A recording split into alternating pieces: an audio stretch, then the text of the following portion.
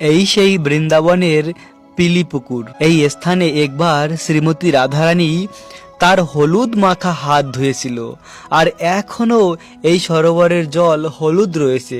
রাধারানী প্রতিদিন নন্দভবনে যেত যশোদা মায়ের কাছে, সেখানে গিয়ে কৃষ্ণের জন্য রান্না করত। আর যশোদা মায়ের মনের ইচ্ছা ছিল রাধারানীকে তার পুত্র বধূ বানানোর জন্য। তো একদিন যশোদা মা রাধারানীর হাতে হলুদ লাগিয়ে দিয়েছিল।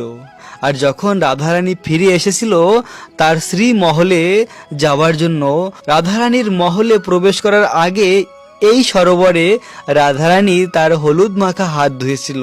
আর সেই 5000 বছর আগে রাধারানী তার শ্রীহস্ত ধুয়েছিল। এখনো এই সরোবরের জল হলুদ রয়েছে। অপ্রাকৃত বৃন্দাবনের বার্সনা গ্রামে রয়েছে এই পিলি পুকুর, যে পুকুরে শ্রীমতী রাধা